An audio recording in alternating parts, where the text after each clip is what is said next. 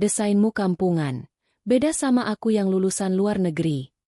Caci suami arsitek saat mengusir istri yang sudah banting tulang jadi kuli bangunan demi kuliah S2-nya. Tapi takdir berkata lain.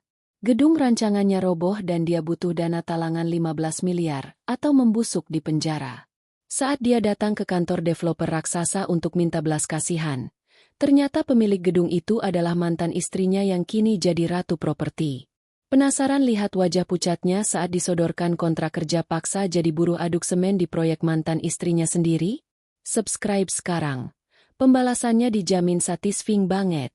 Suara denting sendok garpu di meja sebelah terdengar seperti palu godam di telinga Weni. Ia menatap nanar surat gugatan cerai di tangannya. Kertas itu bergetar mengikuti tangannya yang gemetar hebat. Kamu malu punya istri aku. Bisik Weni. Suaranya pecah dan serak.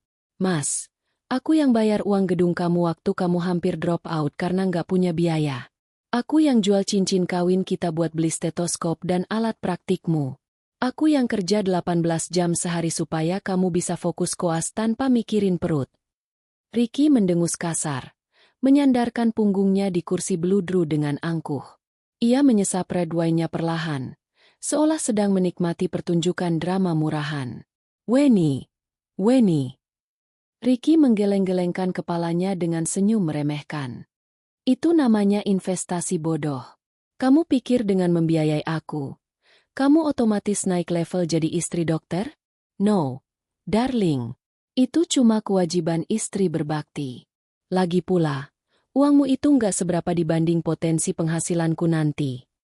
Ricky mencondongkan tubuhnya, menatap Weni tajam. Dengar ya. Dunia kedokteran itu elit. Istri dokter itu harusnya sosialita, sesama dokter, atau minimal anak pejabat. Bukan mantan buruh pabrik kue yang tangannya kasar kayak parutan kelapa.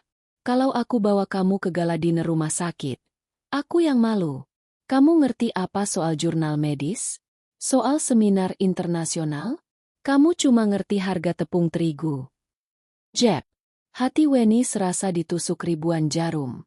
Air matanya mengalir deras, membasahi pipi yang tirus karena kurang gizi. Bu Leni. Weni menoleh ke ibu mertuanya, berharap setitik belas kasih. Ibu tahu kan gimana perjuangan saya? Ibu ingat waktu ibu sakit jantung dan butuh obat mahal. Saya yang gadai BPKB motor. Halah, jangan ungkit-ungkit masa lalu. Potong Bu Leni ketus. Ia mengibaskan tangannya seolah mengusir lalat. Itu kan tugas menantu. Lagi pula, Ricky sekarang sudah jadi aset keluarga. Dia harus dapat yang terbaik. Kamu itu cuma masa lalu. Weni, masa lalu yang suram. Ricky butuh masa depan yang cerah. Dan itu bukan sama kamu. Bu Leni mengeluarkan sebuah amplop lain dari tas Hermes KW-nya. Ia melemparkannya ke atas meja dengan kasar. Nih, uang kerohiman. 5 juta. Anggap saja gaji kamu jadi pembantu selama 5 tahun ini. Lumayan kan buat modal buka warung pecel lele atau apalah. Weni menatap amplop itu dengan tatapan kosong. 5 juta? 5 tahun hidupnya, pengorbanannya, cintanya, dihargai 5 juta rupiah? Ricky berdiri, merapikan jas mahalnya. Sudah, jangan drama di sini. Malu dilihat orang kaya. Besok pagi, aku mau kamu angkat kaki dari kontrakan. Bawa semua barang rongsokanmu. Aku mau renovasi tempat itu jadi home office yang layak buat dokter. Tapi mas, itu kontrakan aku yang bayar sewanya sampai akhir tahun. Protes Weni lemah. Atas nama siapa kontraknya? Atas namaku kan? Ricky tersenyum licik. Jadi secara hukum, itu rumahku. Kamu cuma numpang. Kalau nggak mau diusir satpam komplek, mending kamu pergi baik-baik. Malam itu, Weni keluar dari Skyline Bistro dengan langkah gontai. Ia berjalan kaki menyusuri trotoar Jakarta yang dingin, sementara Ricky dan ibunya pulang naik taksi online premium. Hujan mulai turun rintik-rintik, menyamarkan air mata Weni yang tak kunjung berhenti. Sesampainya di kontrakan petak mereka yang sempit, Weni tidak tidur. Ia menghabiskan sisa malam itu dengan mengepak baju-bajunya ke dalam 2 koper plastik besar. Setiap lipatan baju membawa kenangan pedih. Baju kemeja Ricky yang ia setrika tiap pagi. Baju dinas koas yang ia cuci dengan tangan supaya tidak luntur. Saat fajar menyingsing, Weni menyeret kopernya keluar. Di teras, Ricky sudah berdiri dengan tangan bersedekap, menatapnya dingin. Tidak ada pelukan perpisahan. Tidak ada kata maaf. Kunci. Tagih Ricky datar. Weni meletakkan kunci kontrakan di telapak tangan Ricky. Besi dingin itu terasa berat. Seberat hatinya melepaskan 5 tahun sia-sia. Mas. Weni menatap mata Ricky untuk terakhir kalinya. Tatapan Weni kini berbeda. Tidak ada lagi Weni yang memelas. Di balik air matanya yang mengering, ada sorot luka yang mulai mengeras menjadi dendam. Ingat hari ini baik-baik, Mas Ricky. Suara Weni bergetar, namun tajam. Kamu boleh hina aku miskin. Kamu boleh hina pendidikanku rendah. Tapi ingat, roda itu berputar. Tuhan gak tidur. Suatu hari nanti, kamu akan sadar kalau uang dan gelar itu gak ada artinya kalau hatimu busuk. Ricky tertawa terbahak-bahak. Hahaha, roda berputar? Mimpi. Aku dokter. Weni. Dokter. Hidupku cuma bakal naik, dan naik. Sementara kamu, paling mentok jadi tukang cuci piring seumur hidup. Minggir. Kamu menghalangi pemandangan masa depanku. Bra. Pintu kontrakan dibanting tepat di depan wajah Weni. Weni berdiri mematung di tengah hujan pagi yang mulai deras. Ia basah kuyup, kedinginan, dan sendirian. Di tangannya hanya ada uang 5 juta, pesangon, dari Bu Leni dan harga diri yang terinjak-injak. Namun, di saat titik terendah itulah, api kecil mulai menyala di dada Weni. Api kemarahan yang membakar habis rasa cintanya pada Ricky. Lihat saja nanti, Ricky. Bisik Weni pada angin pagi. Ia menghapus air matanya kasar. Aku nggak akan jadi tukang cuci piring. Aku akan jadi orang yang bisa membeli harga dirimu. Weni menyeret kopernya menembus hujan. Ia tidak tahu mau kemana. Ia tidak punya tujuan. Tapi satu hal yang pasti, Weni yang bodoh dan bucin sudah mati di teras kontrakan itu. Weni yang baru sedang berjalan menuju takdirnya yang lain. 3 bulan kemudian, Weni bekerja serabutan. Pagi jadi buruh cuci, siang jadi pelayan warteg, malam jadi tukang sapu di sebuah gedung perkantoran. Lelah? Tapi rasa sakit hatinya jauh lebih menyiksa. Suatu malam, saat sedang mengepel lobi gedung perkantoran mewah, Grand Wijaya Tower, Weni melihat seorang pria tua terjatuh sambil memegangi dadanya. Orang-orang di sekitar panik tapi tidak ada yang berani mendekat. Weni, yang selama 5 tahun mendampingi Ricky belajar medis, tanpa sadar mengingat semua pelajaran darurat yang pernah Ricky gumamkan saat belajar. Ia melempar alat pelnya dan berlari. Pak! Pak! Weni memeriksa nadi. Lemah. Napas tersengal. Serangan jantung. Panggil ambulans. Cepat. Teriak Weni pada satpam. Sementara menunggu, Weni dengan cekatan melonggarkan dasi pria itu, memposisikan kepalanya agar jalan napas terbuka, dan melakukan RJP, resusitasi jantung paru, sederhana namun tepat sasaran. Ia terus memompa dada pria itu, keringat bercucuran, mengabaikan tatapan aneh orang-orang yang melihat petugas kebersihan kotor menyentuh bos besar. Bertahan, Pak, ku mohon bertahan. Bisik Weni. 10 menit kemudian, ambulans datang. Pria itu siuman lemah saat ditandu. Matanya sempat menatap Weni. Tatapan berterima kasih. Keesokan harinya, Weni dipanggil ke kantor manajemen gedung. Ia pikir ia akan dipecat karena lancang menyentuh tamu VIP. Tapi di sana, duduk pria tua yang ia tolong semalam. Pak Wijaya. Pemilik Grand Wijaya Tower dan salah satu konglomerat properti terbesar di Indonesia. Kamu yang menyelamatkan nyawa saya semalam? Tanya Pak Wijaya. Suaranya masih lemah tapi berwibawa. Weni mengangguk takut. Maaf Pak kalau saya lancang, saya cuma ingat sedikit pelajaran P3K dari mantan suami saya. Mantan suami. Weni menceritakan kisahnya. Singkat, padat, tanpa melebih-lebihkan. Tentang Ricky, tentang pengorbanannya, tentang penghinaan itu. Pak Wijaya mendengarkan dengan seksama. Ia melihat ketulusan dan ketangguhan di mata Weni. Ia melihat berlian yang tertutup lumpur. Kamu punya potensi, Weni, kata Pak Wijaya. Bukan cuma karena kamu tahu medis dasar, tapi karena kamu punya nyali dan ketenangan di saat krisis. Saya butuh orang seperti kamu. Orang yang sudah merasakan pahitnya hidup dan punya motivasi kuat untuk bangkit.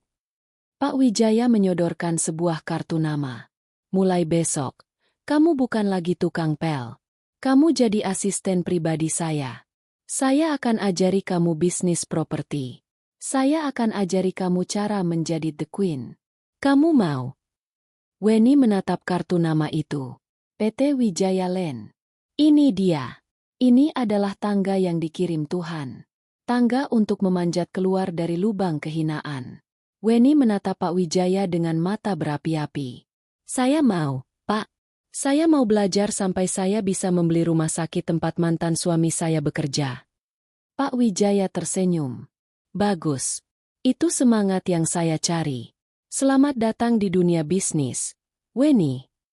Dan begitulah, transformasi Weni dimulai. Dari seorang istri dokter yang terbuang, menjadi murid kesayangan raja properti. Sementara di belahan kota lain, Dr. Ricky sedang menikmati kesuksesan, semuanya, tidak sadar bahwa badai besar sedang bergerak ke arahnya. 1 tahun kemudian, hujan deras mengguyur Jakarta, seolah langit sedang menumpahkan amarahnya. Di sebuah lobi gedung perkantoran mewah di kawasan SCBD, seorang pria kurus dengan kemeja lusuh berdiri gelisah. Wajahnya tirus, matanya cekung dengan lingkaran hitam yang parah. Ia berkali-kali melirik jam tangan murah yang melingkar di pergelangan tangannya.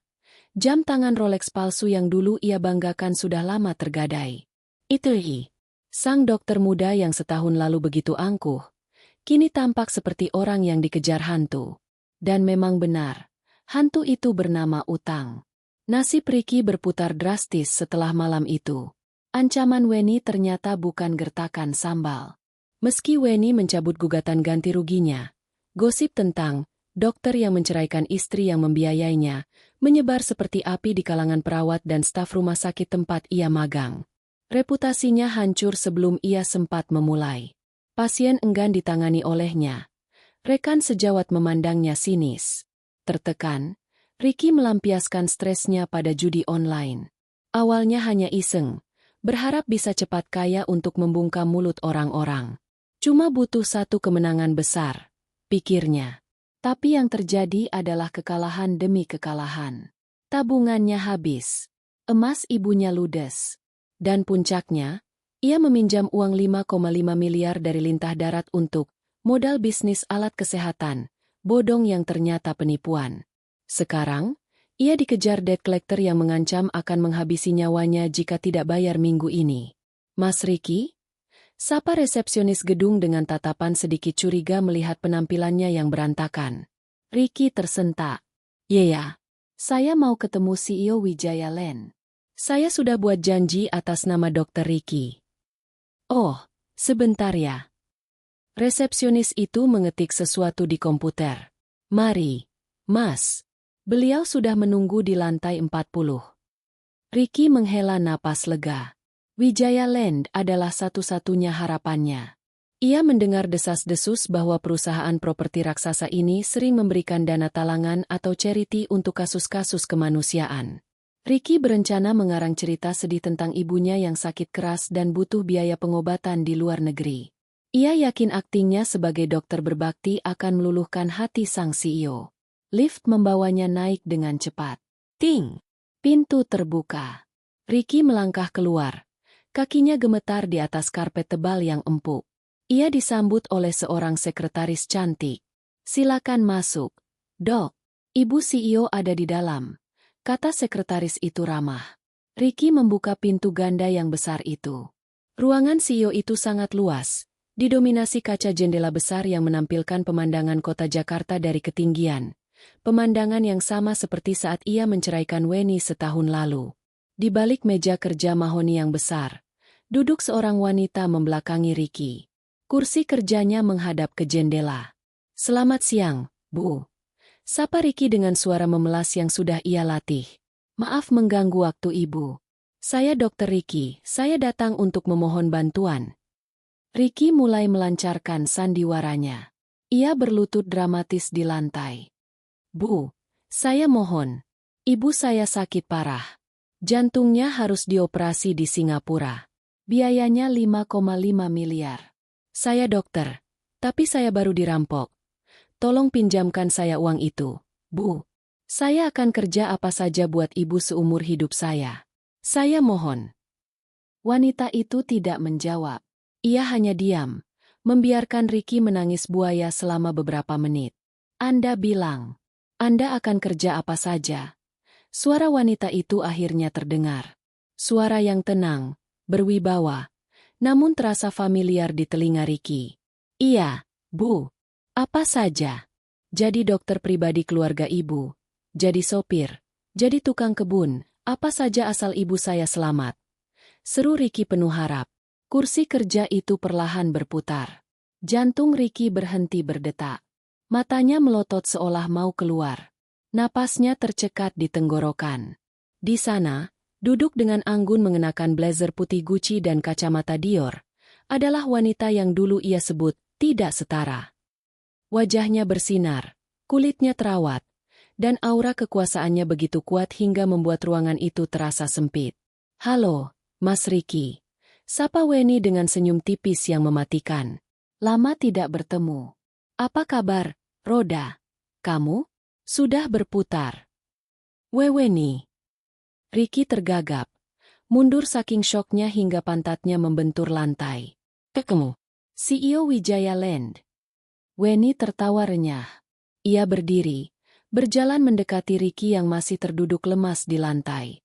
Suara hak tinggi stiletonya mengetuk lantai marmer dengan irama yang mengintimidasi. Kejutan. Weni mencondongkan tubuhnya. Dunia ini sempit ya, Dok. Ternyata dokter hebat yang lulusan S2 itu sekarang mengemis di kantorku. Ini nggak mungkin. Ricky menggeleng-gelengkan kepalanya. Masih menyangkal kenyataan. Kamu kan cuma buruh, kamu cuma mantan istrimu yang kamu buang. Potong Weni tajam. Ia kembali duduk di ujung mejanya. Menatap Ricky dari atas ke bawah dengan tatapan yang dulu Ricky berikan padanya. Tatapan merendahkan. Jadi, Weni menyilangkan kakinya yang jenjang. Kamu butuh 5,5 miliar? Untuk ibu yang sakit jantung? Atau untuk bayar utang judi online, Mas? Wajah Ricky pucat pasi. Kakakmu tahu. Weni melempar sebuah map ke hadapan Ricky. Isinya foto-foto Ricky keluar masuk tempat judi, bukti transfer ke bandar, dan ancaman dari debt collector. Aku tahu semuanya, Mas. Aku tahu kamu dipecat dari rumah sakit karena malpraktik ringan akibat tanganmu gemetar kurang tidur. Aku tahu ibumu sehat walafiat dan lagi dikejar tukang kredit panci. Dan aku tahu, nyawamu dihargai 5,5 miliar minggu ini. Ricky menelan ludah. Ia sudah telanjang bulat di hadapan Weni. Tidak ada lagi yang bisa disembunyikan. Egonya hancur lebur. Ketakutan akan kematian membuatnya membuang semua harga diri. Ricky merangkak maju, memeluk kaki Weni. Weni, tolong aku, Wen. Mereka bakal bunuh aku. Aku hilaf. Wen, aku nyesel ceraiin kamu. Kita rujuk ya? Aku masih cinta sama kamu. Sumpah. Weni menendang pelan tangan Ricky agar menjauh dari sepatu mahalnya. Cinta? Jangan bikin aku mual, Mas. Simpan dramamu. Weni berjalan kembali ke kursi kebesarannya. Ia mengambil sebuah dokumen tebal dan pena emas. Aku bisa menyelamatkan nyawamu, Ricky. Aku bisa melunasi utang 5,5 miliar itu detik ini juga.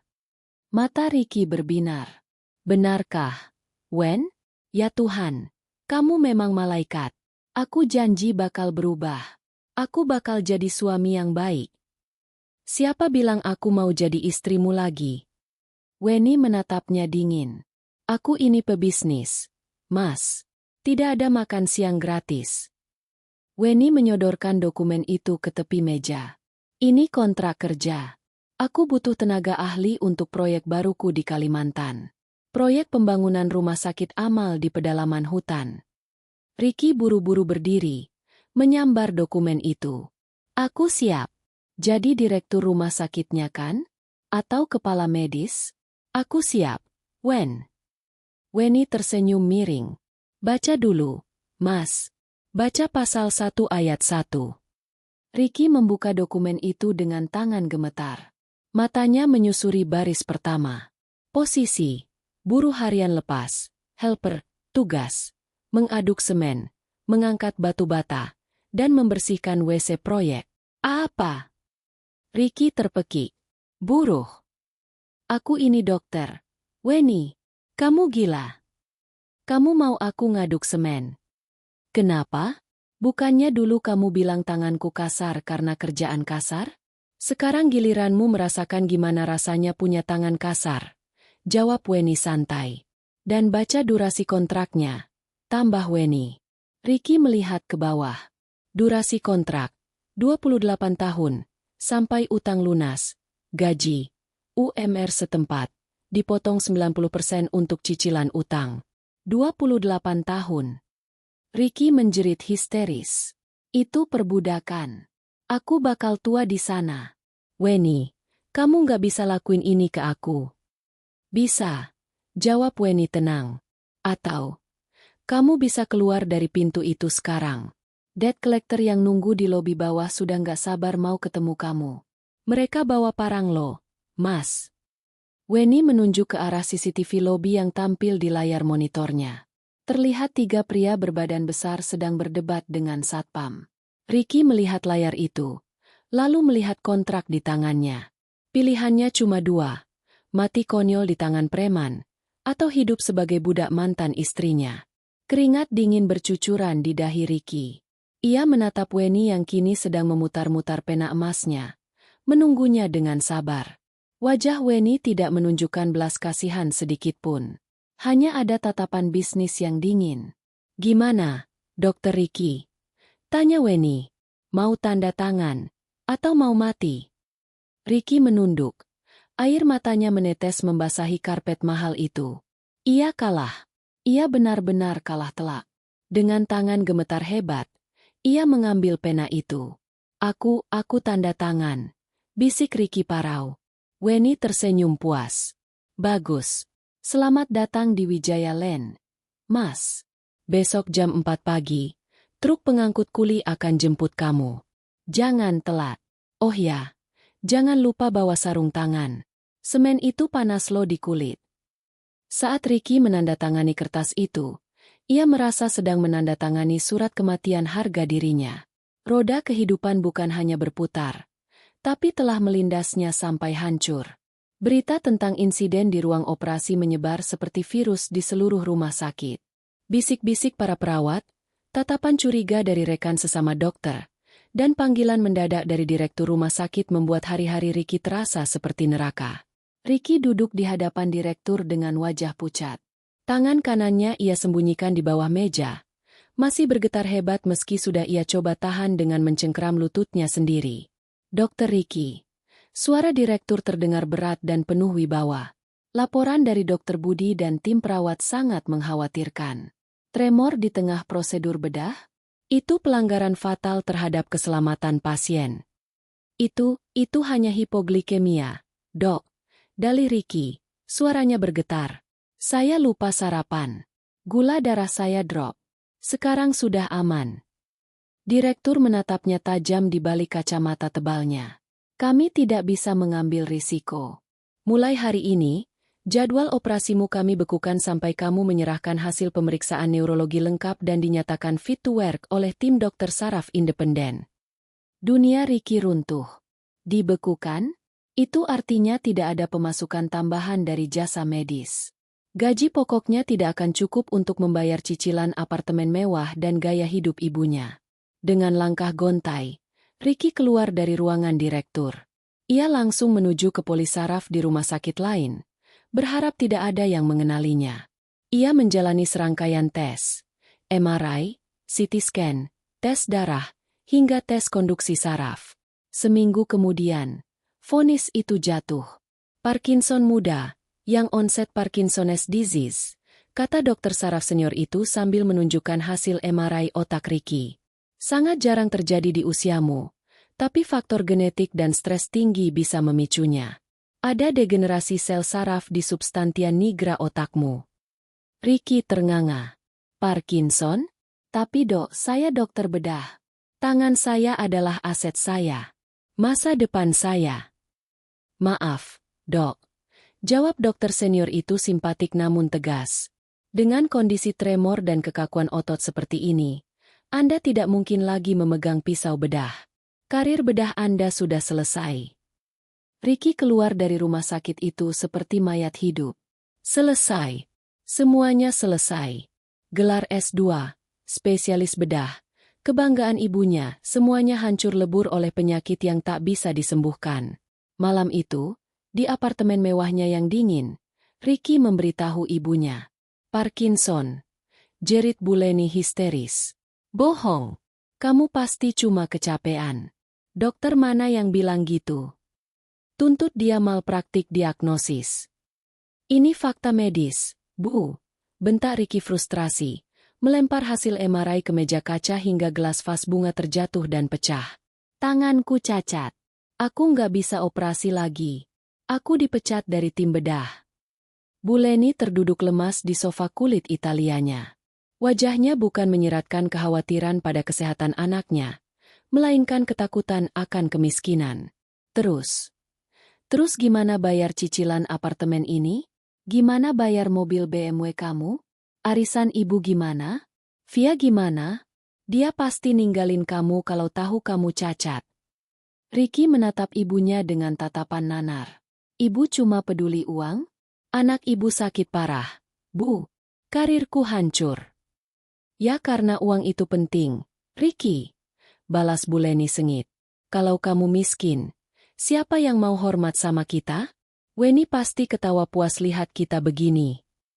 Nama Weni disebut lagi. Hati Ricky mencelos. Dulu Weni selalu ada memijat tangannya saat lelah, membuatkan jamu, mendengarkan keluh kesahnya tanpa menuntut apa-apa. Sekarang, ia sendirian menghadapi penyakit ini bersama ibu yang materialistis. Bulan-bulan berikutnya adalah spiral kehancuran. Tanpa pemasukan dari operasi, Ricky mulai gali lubang tutup lubang. Ia menjual jam tangan mewahnya satu persatu dengan harga murah. Mobil BMW-nya ditarik leasing karena nunggak 3 bulan.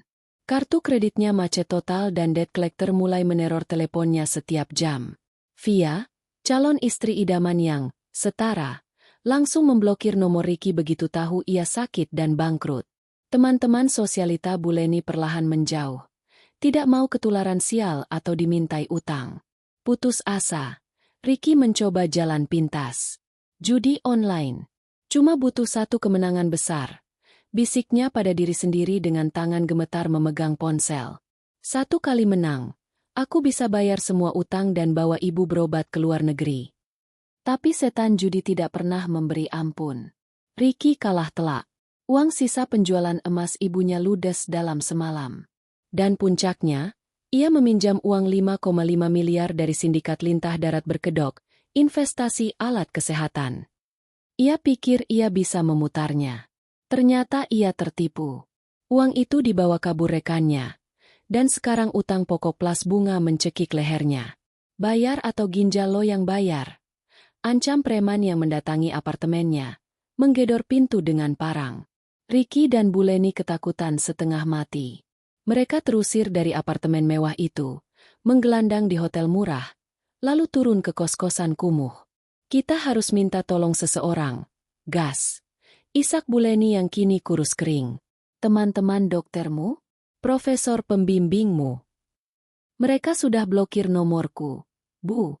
Malu punya teman dokter gagal dan penipu. Jawab Ricky putus asa. Terus siapa? Wijaya Land. Buleni teringat berita di TV. Katanya perusahaan itu suka bantu orang susah. Coba kamu ke sana. Ngaku aja ibumu sakit keras. Kamu kan jago akting. Ide gila itu muncul. Menjual kesedihan demi belas kasihan. Ricky, yang dulu begitu sombong, kini tidak punya pilihan selain menjadi pengemis berdasi. Dengan sisa uang terakhir, Ricky melaundry satu-satunya kemeja bermerek yang tersisa. Ia menyemir sepatu kulitnya yang sudah mulai retak. Ia harus terlihat meyakinkan. Ini kesempatan terakhir, Bu, kata Ricky sambil menatap dirinya di cermin retak kamar kos. Wajahnya tirus, matanya cekung. Getaran di tangannya ia sembunyikan di saku celana. Ia melangkah keluar menuju gedung pencakar langit Wijaya Land, tidak menyadari bahwa di puncak gedung itu, masa lalunya sedang menunggunya dengan sebuah kontrak yang akan mengubah sisa hidupnya menjadi neraka. Roda kehidupan bukan hanya berputar. Ia sedang bersiap melindas Ricky sampai rata dengan tanah. Suara nada sambung itu terasa seperti detak bom waktu di telinga Ricky. Setiap detiknya menyiksa, mengikis sisa-sisa harga dirinya yang sudah retak. Halo. Suara wanita di seberang sana terdengar ketus dan tajam. Itu Siska, sahabat Weni yang dulu pernah meludahi mobil Ricky saat ia mengusir Weni dari kontrakan. Ricky menelan ludah, tenggorokannya kering kerontang. Siska, ini Ricky. Hening sejenak, lalu terdengar tawa sinis yang pendek. Wow, Dokter Ricky yang terhormat menelepon rakyat jelata? Ada angin apa? Mau pamer BMW baru atau istri baru yang setara? Setiap kata Siska seperti silet yang mengiris hati Ricky. Tapi ia tidak punya pilihan. Ia harus menelan hinaan ini. SIS, tolong, aku butuh nomor Weni. Suara Ricky bergetar. Terdengar menyedihkan bahkan di telinganya sendiri. Ini darurat. Sangat darurat. Darurat. Siska mendengus. Kenapa? Ibumu butuh tas Hermes baru lagi? Atau kamu butuh pinjaman buat judi online? Sorry ya, Weni bukan bank berjalanmu lagi. Dia sudah bahagia. Jangan ganggu dia. Aku sakit, Siska. Teriak Ricky frustrasi. Air matanya mulai menetes. Aku sakit parah. Aku bisa buta dan lumpuh. Aku butuh bantuan. Tolong demi Tuhan, kasih aku nomor Weni atau alamatnya. Hening lagi. Kali ini lebih lama. Ricky bisa mendengar napas Siska yang berat di seberang sana. Kamu sakit? Suara Siska melunak sedikit, tapi masih penuh kecurigaan. Karma itu nyata ya, Dok. Tapi oke. Kalau kamu memang sekarat, mungkin Weni mau lihat wajahmu untuk terakhir kalinya. Tapi jangan harap dia bakal kasih uang. Dia bukan Weni yang dulu. Siska menyebutkan sebuah alamat gedung perkantoran di kawasan elit SCBD. Datang ke sana besok jam 10 pagi. Jangan telat. Weni orang sibuk. Klik. Telepon ditutup. Ricky menjatuhkan ponselnya ke sofa. Ia menangis. Menangis sejadi-jadinya seperti anak kecil. Bukan karena lega, tapi karena rasa malu yang menghancurkan jiwa. Ia, Dr. Ricky Pratama, akan mengemis nyawa pada mantan istrinya. Keesokan harinya, Ricky berdiri di depan cermin, menatap pantulan dirinya. Ia mengenakan kemeja terbaik yang tersisa, kemeja putih yang mulai menguning di bagian kerah karena laundry murah. Jas dokternya sudah ia gantung di lemari, menjadi kenangan menyakitkan dari masa lalu yang gemilang. Wajahnya tirus, matanya cekung, dan tangannya gemetar hebat. Ia mencoba menyisir rambutnya, tapi sisir itu terus terlepas dari genggamannya. Akhirnya ia membiarkan rambutnya sedikit berantakan. Biar Weni melihat betapa hancurnya dia. Kamu mau kemana, Ricky? Tanya Bu Leni yang sedang duduk melamun di ruang tamu apartemen yang mulai kosong karena barang-barangnya sudah dijual satu persatu. Mau cari uang, Bu? Jawab Ricky singkat. Kemana? Ke teman-temanmu lagi. Bukan. Ke satu-satunya orang yang mungkin masih punya hati. Gumam Ricky sambil memakai sepatu pantofelnya yang solnya sudah mulai lepas. Ricky tidak membawa mobil BMW-nya. Mobil itu sudah ditarik Leasing tadi pagi. Sebuah tontonan memalukan bagi tetangga apartemen. Ia naik ojek online ke kawasan SCBD, merasakan angin Jakarta yang panas dan berdebu menerpa wajahnya. Ia sampai di depan gedung pencakar langit Wijaya Land Tower. Gedung itu menjulang tinggi, berkilau ditimpa matahari, seolah mengejek kekerdilan Ricky. Ia berjalan masuk ke lobi dengan langkah ragu. Satpam di pintu memandangnya dari atas ke bawah, menilai penampilannya yang lusuh. Mau kemana, Pak? Tanya satpam itu tegas. Saya ada janji dengan Ibu Weni, CEO Wijaya Land. Jawab Ricky gugup. Satpam itu mengerutkan kening, lalu berbicara lewat earpiece-nya. Ada tamu namanya Ricky. Katanya janji sama Bu CEO. Penampilan kurang meyakinkan. Diusir atau? Jantung Ricky berdegup kencang. Diusir? Ia akan diusir seperti pengemis? Satpam itu mendengarkan instruksi, lalu mengangguk. Baik, silakan naik, Pak. Lantai 40. Lift khusus tamu. Ricky melangkah masuk ke dalam lift kaca itu. Saat lift naik dengan cepat, perutnya terasa mual. Ia melihat Jakarta semakin mengecil di bawah kakinya. Gedung-gedung, mobil-mobil, manusia-manusia, semuanya tampak seperti semut. Ia merasa kecil. Sangat kecil. Ting! Pintu lift terbuka di lantai 40. Ricky disambut oleh kemewahan yang jauh melebihi apartemennya. Lantai marmer Italia, lukisan asli karya maestro, dan pemandangan skyline Jakarta yang menakjubkan. Seorang sekretaris cantik berdiri di balik meja resepsionis. Selamat pagi, Pak Ricky. Silakan langsung masuk. Ibu sudah menunggu. Ricky berjalan menuju pintu ganda besar dari kayu mahoni. Tangannya yang gemetar meraih gagang pintu emas itu. Ia menarik napas panjang, mencoba menenangkan detak jantungnya yang seolah mau meledak. Ia membuka pintu. Ruangan itu luas dan dingin.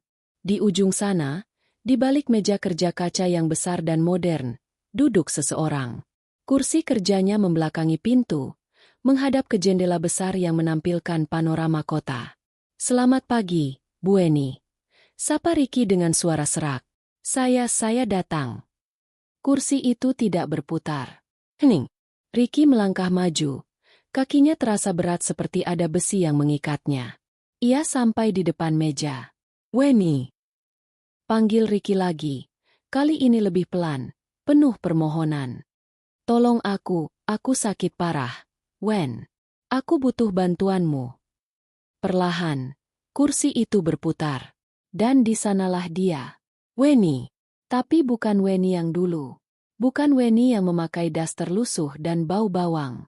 Bukan Weni yang matanya sembab karena menangis. Wanita di hadapannya adalah definisi kesuksesan. Ia mengenakan setelan blazer putih Versace yang membalut tubuhnya dengan sempurna. Rambutnya dipotong bob pendek yang chic. Wajahnya dirias natural namun tegas, memancarkan aura power yang mengintimidasi. Di jarinya melingkar cincin berlian yang berkilau, jauh lebih besar dan mahal dari cincin kawin mereka dulu. Weni menatap Ricky dengan tatapan datar. Tidak ada kebencian, tidak ada cinta. Hanya tatapan kosong seperti melihat orang asing, atau mungkin melihat sampah. Duduk, Ricky. Perintah Weni tenang. Suaranya berwibawa. Suara seorang pemimpin yang terbiasa memberi perintah. Ricky duduk di kursi tamu yang empuk, merasa kerdil di hadapan mantan istrinya. Kamu kelihatan kacau, komentar Weni singkat. Matanya menyapu penampilan Ricky dari ujung rambut sampai ujung kaki. Ricky menunduk malu. Aku hancur. Wen, hidupku hancur. Aku dengar, kata Weni sambil membuka sebuah map di mejanya. Parkinson muda. Autoimun langka. Butuh 3 miliar untuk operasi di Singapura. Benar. Ricky terbelalak. Kamu tahu. Aku tahu segalanya. Ricky, aku memantau hidupmu. Weni tersenyum tipis, tapi senyum itu tidak sampai ke matanya. Aku tahu mobilmu ditarik leasing pagi ini. Aku tahu ibumu ditolak pinjam uang oleh teman-teman arisannya. Aku tahu kamu judi online dan kalah 500 juta minggu lalu. Ricky merasa telanjang. Weni tahu semua aibnya. Jadi, Weni menutup map itu. Kamu datang ke sini untuk apa? Minta uang. Ricky merosot dari kursinya. Ia berlutut di lantai karpet yang tebal. Harga dirinya sudah tidak ada artinya lagi dibanding nyawanya. Tolong aku, Wen. Isak Ricky. Air matanya menetes membasahi karpet. Tolong aku. Aku nggak mau buta. Aku nggak mau lumpuh. Aku masih muda. Wen. Aku janji bakal lakuin apa aja. Aku bakal sujud di kakimu tiap hari. Aku bakal jadi pembantumu. Apa aja. Wen, asalkan aku bisa operasi. Weni menatap pria yang dulu ia cintai setengah mati itu kini bersimpuh di kakinya seperti budak. Dulu, pria ini yang membuangnya seperti sampah. Dulu, pria ini yang bilang dia tidak setara. Sekarang, pria ini mengemis di kakinya. Kepuasan itu ada, tapi rasanya dingin. Weni berdiri, berjalan memutari meja, dan berhenti tepat di depan Ricky yang masih menunduk. Bangun, Ricky. Perintah Weni. Ricky mendongak. Matanya basah dan merah. Aku bisa membantumu, kata Weni. Aku bisa membiayai operasimu di Singapura. Kekefer. Baby. Dokter terbaik. Wajah Ricky berbinar. Harapan menyala di matanya. Benarkah, Wen? Ya Tuhan, terima kasih. Kamu memang malaikat. Aku tahu kamu masih cinta sama aku. Kita bisa mulai lagi dari awal. Wen, aku janji bakal jadi suami yang... Stop, potong Weni dingin. Ia menatap Ricky dengan tatapan jijik. Jangan salah paham. Aku bukan istrimu lagi. Dan aku tidak akan pernah sudi jadi istrimu lagi. Weni berjalan kembali ke mejanya, mengambil sebuah dokumen tebal yang sudah disiapkan. Ia melemparkannya ke hadapan Ricky. Ini bisnis. Ricky, murni bisnis. Ricky mengambil dokumen itu dengan tangan gemetar. Surat perjanjian kerjasama pelunasan utang. Aku akan meminjamkanmu 5,5 miliar.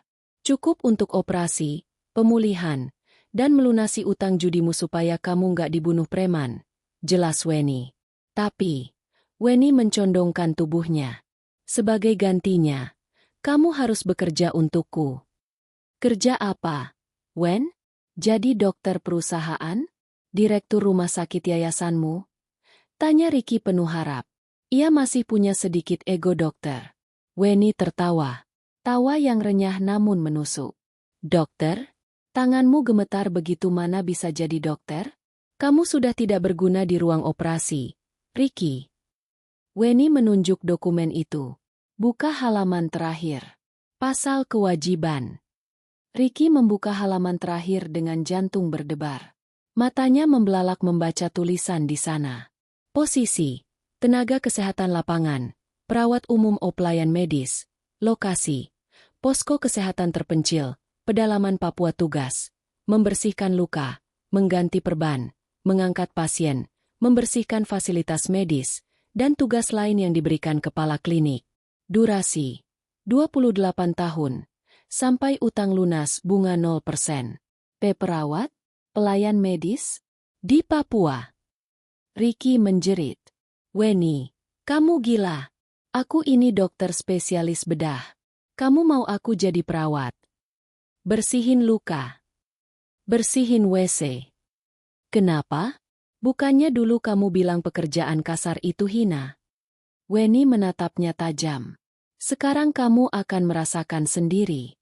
Kamu akan melayani orang-orang yang benar-benar membutuhkan, orang-orang yang tidak bisa bayar, di tempat yang tidak ada AC, tidak ada sinyal, dan tidak ada kemewahan. Dan soal durasi. Weni tersenyum miring. 28 tahun. Anggap saja itu cicilan seumur hidup untuk kesombonganmu. Gajimu akan dipotong 90% untuk bayar utang ke aku. Sisanya cukup buat makan nasi bungkus. Ricky menggeleng-gelengkan kepalanya. Enggak. Aku enggak mau. Itu perbudakan. Aku lapor polisi. Silakan. Weni mengangkat bahu santai. Lapor polisi. Tapi ingat, debt collector di lobi bawah sedang menunggu. Dan penyakit di tubuhmu enggak bisa nunggu proses hukum. Kamu punya waktu 5 menit untuk tanda tangan. Atau kamu keluar dari sini dan mati perlahan jadi gelandangan buta. Ricky terdiam. Ia melihat jam dinding yang berdetak. Tik, tok, tik, tok.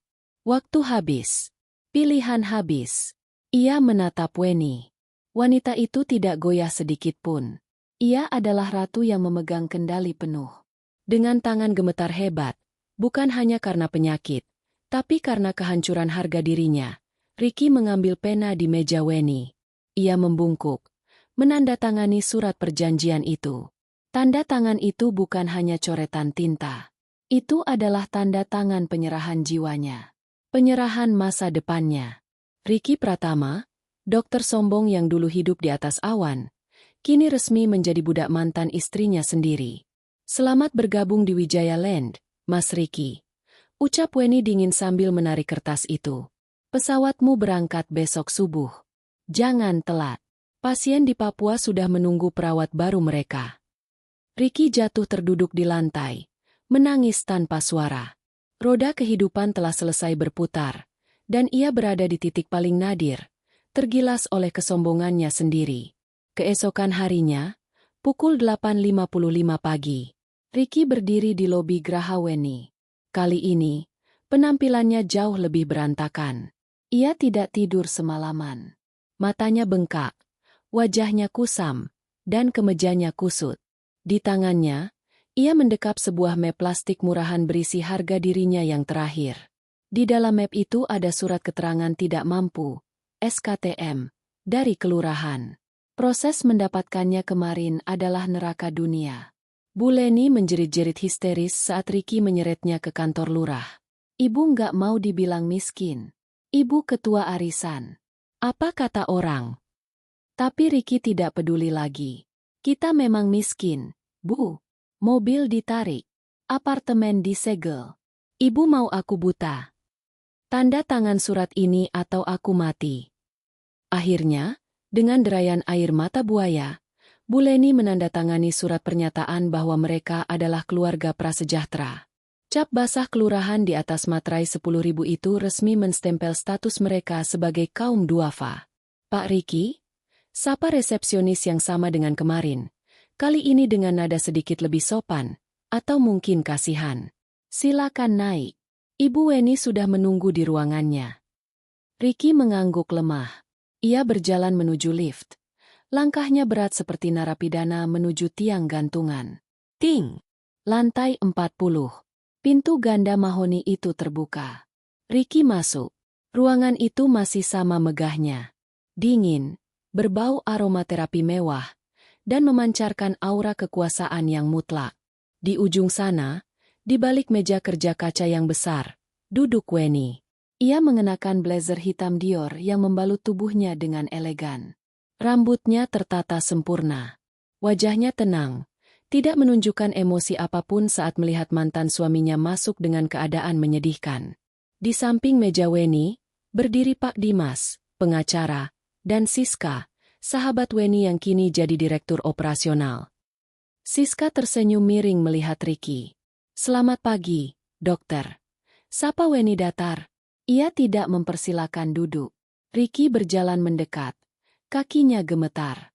Ia meletakkan map plastik itu di atas meja kaca yang mengkilap. Ini. Suara Ricky parau. Surat miskinnya. Diagnosis dokter. Rincian utang 5,5 miliar. Semuanya lengkap. Weni membuka map itu dengan ujung jarinya yang lentik. Seolah-olah ia sedang menyentuh sampah. Ia melihat SKTM itu sekilas. Cap basah kelurahan. Tanda tangan Bu Leni yang bergetar. Menyedihkan, komentar Weni singkat. Seorang dokter spesialis bedah, lulusan S2, butuh surat keterangan tidak mampu dari kelurahan untuk operasi. Ricky menunduk. Air matanya menetes ke karpet. Jangan hina aku lagi, Wen. Aku sudah nggak punya apa-apa. Tolong, cairkan dananya. Aku mau sembuh. Weni menutup map itu. Ia menatap Ricky tajam. Dana yayasan tidak bisa dicairkan untuk kasusmu, Ricky. Jantung Ricky berhenti berdetak. Apa? Tapi aku sudah bawa semua syaratnya. SKTM. Diagnosis. Kamu janji. Aku tidak pernah janji, potong Weni dingin. Yayasan kami punya kuota. Dan untuk bulan ini, kuota bantuan 5 miliar sudah habis untuk anak-anak penderita kanker yang lebih layak dibantu daripada mantan suami yang durhaka. Ricky jatuh berlutut. Kakinya benar-benar lemas. Weni, tega kamu. Kamu mau bunuh aku pelan-pelan? Aku buta. Wen. Aku lumpuh. Isak tangis Ricky pecah, menggema di ruangan itu. Siska mendengus pelan. Drama banget sih. Weni berdiri dari kursinya. Ia berjalan memutari meja, mendekati Ricky yang bersimpuh. Suara hak tingginya tak terdengar seperti hitungan mundur. Bangun, perintah Weni. Ricky mendongak. Wajahnya basah oleh air mata dan ingus. Yayasan tidak bisa bantu, kata Weni. Tapi aku bisa. Mata Ricky membelalak. Harapan kembali menyala. Kamu mau bantu aku pakai uang pribadimu? Bisa dibilang begitu, jawab Weni. Ia kembali ke mejanya dan mengambil sebuah dokumen tebal bersampul kulit hitam. Ia melemparkannya ke hadapan Ricky. Tapi ini bukan sedekah. Ini bisnis. Ricky mengambil dokumen itu dengan tangan gemetar. Perjanjian pengikatan diri pelunasan utang. Aku akan membayarkan operasi transplantasi stem sel kamu di Singapura. Cover. Baby. Dokter terbaik. Plus melunasi utang 5,5 miliar kamu ke rentenir supaya kamu nggak mati dibacok. Jelas Weni. Total investasi yang kucurahkan untukmu sekitar 9 miliar rupiah. Ricky ternganga. 9 miliar. Terima kasih, Wen. Terima kasih. Aku janji bakal ganti. Aku bakal kerja keras jadi dokter lagi. Aku bakal. SSST. Weni meletakkan jari telunjuknya di bibir. Baca dulu, dokter pintar. Baca pasal kewajiban. Ricky membuka halaman tengah dokumen itu. Matanya menyusuri poin-poinnya. Pasal 5. Kewajiban pihak kedua, Ricky Pratama. Status. Pihak kedua bersedia bekerja secara eksklusif untuk pihak pertama, Weni Astuti, sebagai tenaga kerja kontrak. Posisi. Tenaga medis umum lapangan, helper. Lokasi penempatan. Proyek kemanusiaan terpencil di pedalaman Papua perbatasan Kalimantan. Tugas. Melakukan pelayanan kesehatan dasar, tensi, ganti perban, suntik vitamin, membersihkan fasilitas sanitasi, WC umum proyek, mengangkat logistik obat-obatan, dan tugas fisik lain yang diperintahkan oleh Kepala Posko. Gaji. Setara UMR lokasi penempatan. Skema pembayaran utang. 90% gaji dipotong otomatis untuk mencicil utang 9 miliar. Sisa 10% diberikan tunai untuk biaya hidup, makan, sabun. Durasi kontrak. Sampai seluruh utang lunas. Estimasi perhitungan. 28 tahun. Ia lupa bahwa keserakahan dirinya lah yang memulai semua ini. Epilog. 1 tahun kemudian. Sebuah helikopter mendarat di lapangan rumput posko kesehatan di Papua. Weni turun dengan gaya boss lady yang khas, mengenakan kacamata hitam dan kemeja lapangan yang stylish. Ia datang untuk inspeksi tahunan. Para staf posko berbaris menyambutnya. Di ujung barisan, berdiri Ricky. Ia tampak lebih sehat sekarang, meski kulitnya legam terbakar matahari. Otot lengannya terbentuk karena kerja fisik. Weni berjalan memeriksa barisan. Ia berhenti tepat di depan Ricky. Ricky menunduk hormat. Selamat siang, Bu Weni. Weni membuka kacamata hitamnya, menatap mantan suaminya.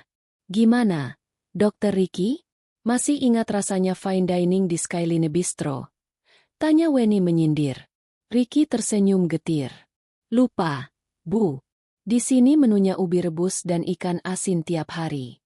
Tapi anehnya, tidur saya lebih nyenyak sekarang daripada waktu tidur di kasur King Coil apartemen dulu. Weni menatap mata Ricky dalam-dalam. Ia mencari sisa-sisa kesombongan di sana. Tapi tidak ada. Yang ada hanya kerendahan hati yang dipaksakan oleh keadaan. Namun perlahan menjadi karakter aslinya. Bagus, kata Weni. Utangmu tinggal 8 miliar 700 juta lagi. Dengan kinerja bagusmu tahun ini, saya kurangi masa hukumanmu jadi 27 tahun. Terima kasih, Bu. Jawab Ricky tulus. 1 tahun diskon itu sangat berharga. Weni berbalik badan, hendak kembali ke helikopter. Weni, panggil Ricky pelan. Weni berhenti, tapi tidak menoleh. Terima kasih, ucap Ricky. Kalau kamu nggak paksa aku tanda tangan kontrak perbudakan itu, mungkin aku sudah mati bunuh diri di Jakarta karena malu dan sakit. Di sini, aku merasa berguna lagi, meski cuma jadi kuli medis. Weni tersenyum tipis. Sangat tipis. Jangan Ricky. Kamu cuma aset, jawab Weni dingin. Lalu berjalan pergi. Helikopter Weni terbang menjauh, membelah langit biru Papua. Ricky menatapnya sampai hilang di balik awan. Ia kemudian mengambil stetoskop bututnya, mengalungkannya di leher, dan kembali masuk ke posko untuk mengobati pasien malaria yang baru datang. Roda kehidupan memang berputar. Weni ada di puncak kejayaan, menikmati buah dari kesabaran dan kerja kerasnya. Ricky ada di bawah, menjalani penebusan dosa seumur hidupnya. Tapi di titik nadir itu, Ricky akhirnya menemukan sesuatu yang hilang saat ia berada di puncak, hatinya sendiri. Dan Weni? Dia mendapatkan pembalasan dendam terbaik, melihat orang yang pernah menghinanya kini menjadi manusia yang lebih baik karena bantuannya, sambil tetap memegang kendali penuh atas nasib orang itu. Itu adalah kemenangan yang sempurna. Tamat. Puncak dari segala pembalasan dendam yang paling elegan ini terjadi di lantai 40 gedung utama, di dalam ruangan kerja eksekutif yang sangat megah dengan latar belakang pemandangan seluruh kota Jakarta. Weni duduk tegak bagaikan seorang ratu penguasa di balik meja mahoninya yang besar. Di seberangnya, Ricky duduk dengan postur kerdil, hancur, dan kehilangan segala harapan hidup, sementara Pak Dimas mengawasi jalannya pertemuan dari sudut ruangan. Dengan tangan gemetar dan suara memelas, Ricky menyerahkan dokumen kemiskinannya, memohon belas kasihan Weni untuk menyambung nyawanya. Weni membaca dokumen tersebut sekilas dengan tatapan datar yang justru terasa sangat menusuk tulang. Ia menilai secara lisan betapa menyedihkan dan ironisnya jalan hidup mantan suaminya itu. Seorang dokter spesialis muda yang kini hancur lebur tanpa sisa akibat utang dan penyakit. Weni menegaskan kembali bahwa yayasannya bukanlah lembaga amal yang membagi-bagikan uang secara cuma-cuma, melainkan menjalankan program pengambil alihan aset. Weni menawarkan sebuah solusi yang di telinga Ricky awalnya terdengar seperti uluran tangan malaikat.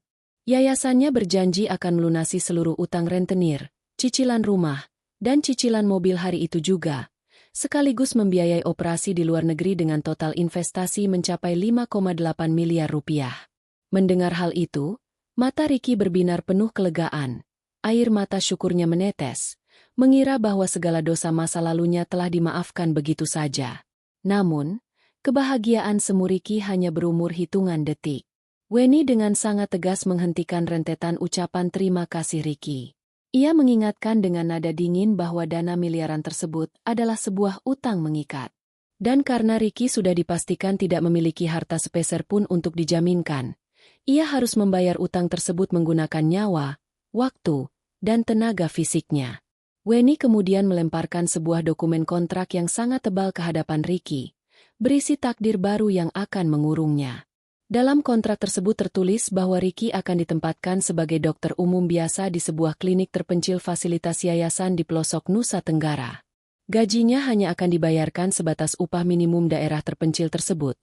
Sementara seluruh sisa potensi pendapatan yang seharusnya ia nikmati akan dipotong secara otomatis oleh yayasan. Mata Ricky melotot ngeri saat membaca klausul durasi kontrak kerja paksa tersebut yang diperkirakan akan memakan waktu hingga 28 tahun lamanya. Ia menjerit protes histeris, menolak keras dan menyebut hal itu sebagai bentuk perbudakan modern yang akan merampas masa mudanya, dan menolak diturunkan derajatnya dari dokter bedah menjadi pekerja biasa di pelosok. Menghadapi penolakan Ricky yang penuh emosi, Weni mencondongkan tubuhnya ke depan dan membalikan setiap kata-kata hinaan yang dulu pernah dilontarkan Ricky kepadanya. Weni mengingatkan dengan sangat jelas bagaimana Ricky dulu menganggap remeh kerja kerasnya, menghina telapak tangannya yang kasar, dan dengan angkuh menyebut bahwa mereka tidak setara. Kini, Weni memastikan Ricky akan merasakan sendiri betapa beratnya melakukan pekerjaan kasar hanya untuk sekadar menyambung hidup sehari-hari.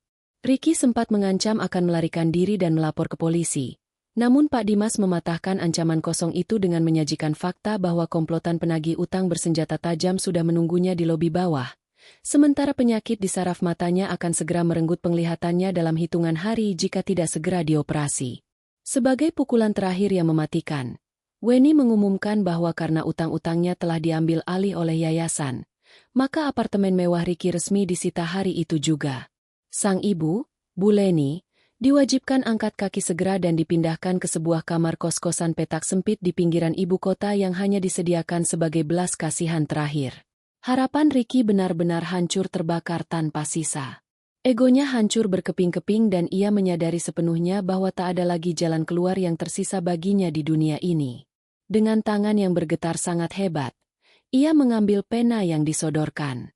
Ia membiarkan air matanya jatuh membasahi kertas materai saat ia menandatangani kontrak tersebut. Secara resmi menyerahkan 28 tahun sisa masa produktif hidupnya ke tangan wanita yang dulu ia buang dan ia hina. Weni tersenyum sangat dingin menyambut karyawan barunya tersebut, mengingatkan Ricky untuk segera mengemasi barang-barang ibunya, bersiap untuk penerbangan medisnya esok pagi, dan bersiap menghabiskan sisa hidupnya untuk melayani orang-orang miskin di pedalaman, hingga pada akhirnya, kehidupan memastikan mereka berdua benar-benar berada di posisi yang setara.